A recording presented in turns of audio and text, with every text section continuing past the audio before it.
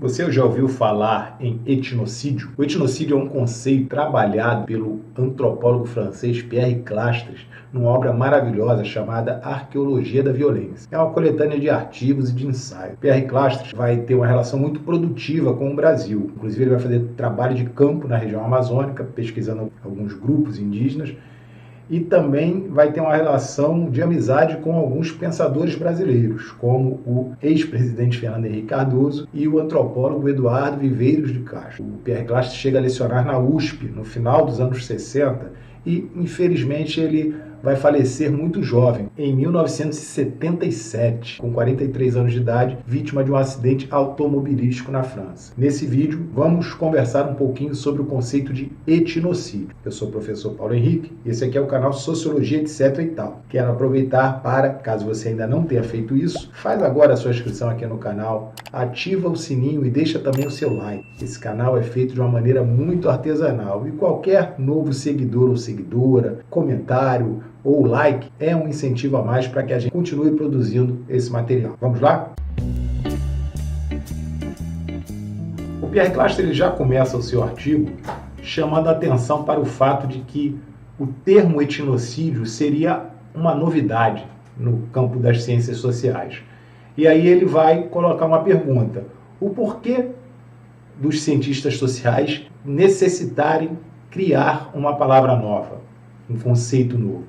Seria para explicar uma realidade também nova ou uma realidade não tão nova, mas que ainda não havia sido pensada, que ainda não havia chamado a atenção destes pensadores? E aí o fato é que, para a gente entender o que é etnocídio, o Pierre Clastres propõe que a gente parta de um outro conceito, que vai ser o conceito de genocídio. O conceito de genocídio vai ser cunhado em 1946, por conta do julgamento de Nuremberg, aquele evento em que os alemães nazistas serão julgados por crimes de guerra contra os judeus. Genocídio, portanto, nesse caso, vai ser o extermínio sistemático dos judeus europeus promovido pelos nazistas alemães. Dito isso, o Pierre Clastres vai, então, se deslocar de Nuremberg para a América do Sul. E ali, um grupo de etnólogos, que como vão ser conhecidos os antropólogos na França, um deles é o Robert Jaulin, ele vai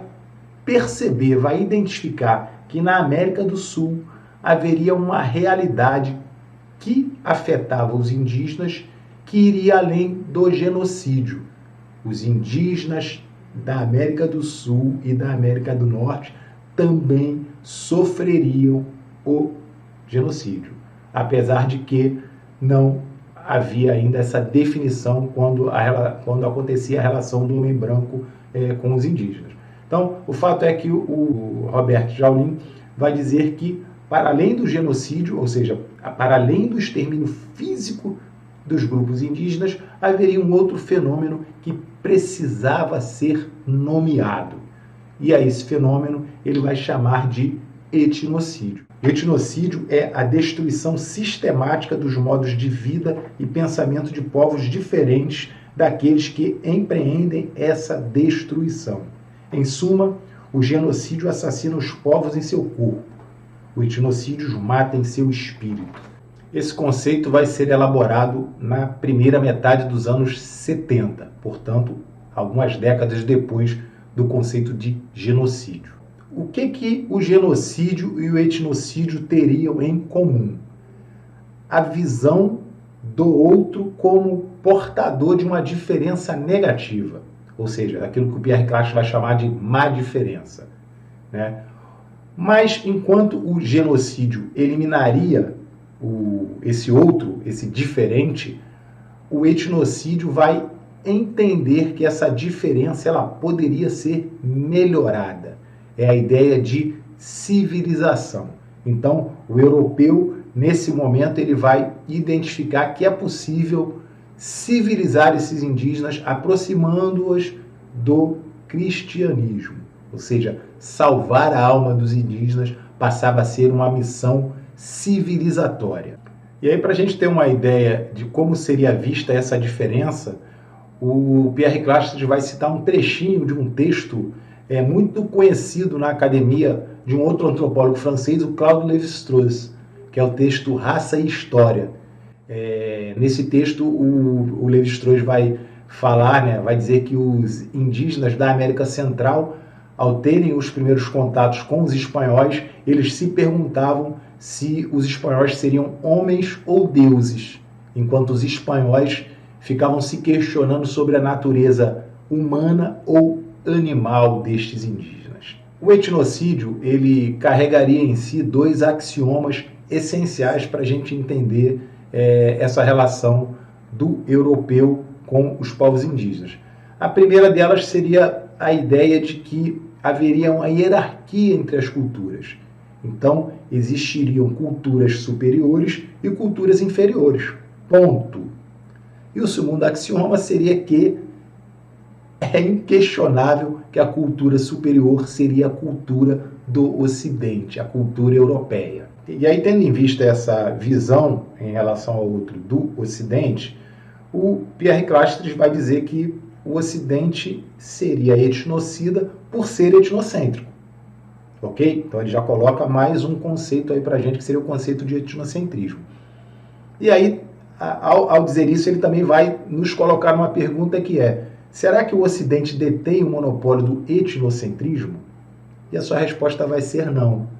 Ele vai dizer que vários povos indígenas se autodenominariam como sendo os homens, os seres humanos, as pessoas.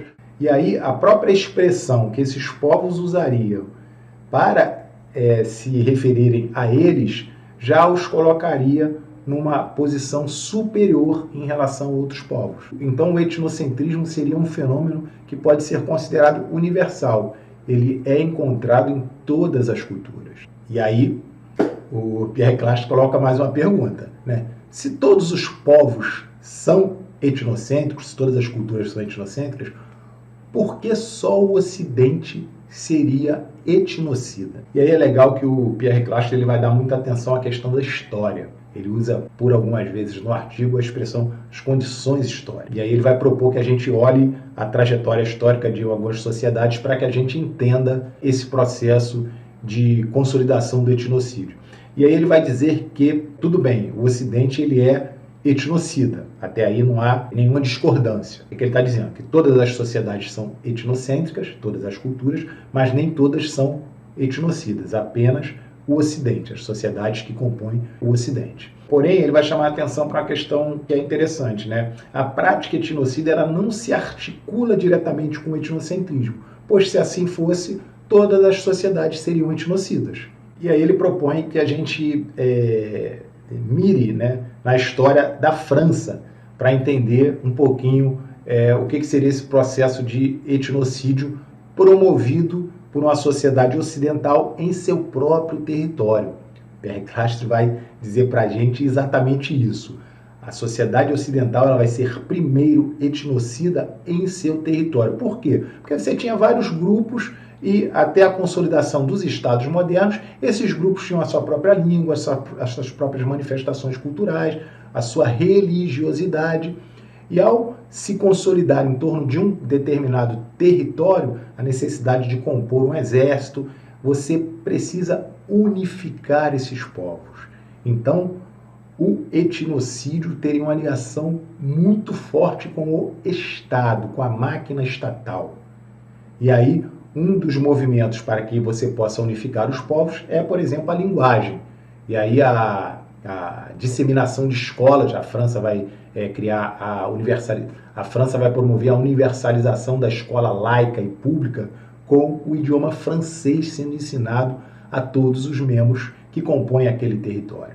Então, o Estado ele promoveria a transformação do múltiplo, o Pierre Clastres vai usar essa expressão, né, do múltiplo em um. Ele unifica. O Estado ele unificaria os povos, ele unificaria os membros daquele território e, portanto, eliminaria a diversidade. O Estado tem por tarefa básica a eliminação da diferença. E aí ele vem com mais uma pergunta para a gente. Todo Estado seria etnocida? Toda máquina estatal seria etnocida? E aí o Pierre Clastres vai pegar, por exemplo, o Império Inca. E olha que o Império Inca tinha uma máquina estatal poderosíssima que vai chamar muita atenção dos espanhóis. E aí ele vai mostrar que os incas eles também eram etnocidas, porém freavam esse etnocídio quando não se sentiam ameaçados. Ou seja, quando o Estado estava seguro do seu poder em relação a todos os membros da sociedade, era permitida, inclusive, o exercício de alguma diversidade. Era tolerada alguma diferença, seja em alguma manifestação cultural ou até mesmo na forma de se comunicar. Tá? Então, o que o Pierre Clache está dizendo? Que nem toda máquina estatal seria etnocida. Se não são todas as sociedades que são etnocidas, e há uma relação muito forte do etnocídio com o Estado, e nem todos os Estados são etnocidas, ora bolas, por que só o Ocidente, então, é etnocida? Ele vai chamar atenção para o quê? Para o regime de produção econômica, para o capitalismo. Tá? Pierre Clastres vai dizer que o que faz o Ocidente ser etnocida é o seu modo de produção. Tá? Então, a sociedade industrial, ao mesmo tempo que ela é uma fantástica máquina de produzir, ela vai ser também uma máquina terrível de destruição. Então, o capitalismo ele não pode respeitar fronteiras, ele não pode respeitar territórios, ele precisa se expandir. E daí, é claro que as terras elas precisam gerar lucro. Os rios eles são fonte de lucro. Não cabe no capitalismo nenhuma abertura para espaços enormes como os territórios indígenas, em que não se possa tirar algum lucro. O Pierre Clastres vai terminar esse texto até com uma perspectiva um tanto quanto pessimista, eu diria, né? Porque ele vai dizer que a esses povos indígenas vão restar duas opções: ou se render a esse modo de produção, portanto, ser vítima do etnocídio, ou sucumbir fisicamente, sendo vítima do genocídio. Então é um processo de aculturação ou a morte física. Espero que vocês tenham gostado desse vídeo. Se tiver ficado alguma dúvida, vocês deixem aqui nos comentários. Este humilde professor, sabendo, ele responde. E espero vocês no próximo vídeo, ok? Beijo, um abraço, tchau!